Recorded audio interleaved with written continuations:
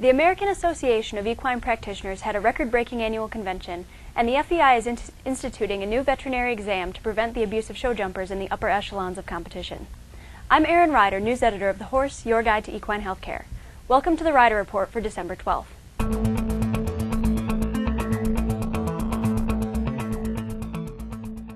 The 53rd Annual Convention of the American Association of Equine Practitioners wrapped up this week in Orlando, Florida. This year's event set a number of attendance records, including total attendance, number of veterinarians, students, and veterinary technicians and exhibitors. All told, more than 3,500 veterinarians attended in a total of 7,200 people. Dr. Eleanor Green was installed as the 2008 president of the organization. Dr. Green is a professor and chair of the Department of Large Animal Clinical Sciences at the University of Florida. She is the chief of staff of the college's Large Animal Veterinary Medical Center and will be the AEP's first female president. The convention might be over, but our coverage of the event is just getting started. Keep an eye on thehorse.com for video interviews with veterinarians and product spotlights highlighting new items on the marketplace. Here's a preview of what you can expect to see on thehorse.com. Here's Dr. Nat White, director of Virginia's Marion DuPont Scott Equine Medical Center and chair of the AEP Foundation's Advisory Committee, talking about the Foundation's work. AEP Foundation is the part of the AEP which helps with research, helps with benevolence, and with education. Several programs as part of the AEP include prioritizing research. We have scholarships for veterinary students. We also have a way to help organizations that would like to help the horse, help their health or welfare of the horse. Also, in the print edition, look for the AEP Convention Wrap-Up, which mails out with the March issue of The Horse, Your Guide to Equine Healthcare. The wrap-up contains coverage of the new research and in-depth sessions presented at the AEP convention.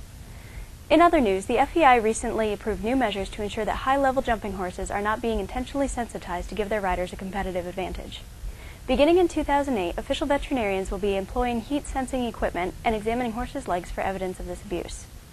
The practice involves applying products or injecting agents into the skin of the horse's legs to make them more sensitive to touch.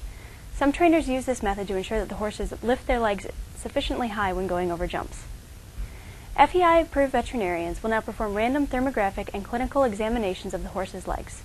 Positive results will result in the elimination of the horse from the competition. See thehorse.com for more on this story. The horse-drawn carriages that clip-clopped around Central Park in New York City would be banned under new legislation introduced by the City Council. The legislation is being introduced at the urging of animal advocates who say the horses are treated inhumanely. Councilman Tony Avella, who says he's planning to introduce the bill today, says that the horses are exposed to cruel conditions and are in danger in city traffic. The ASPCA, which has a part in regulating the industry, supports the measure.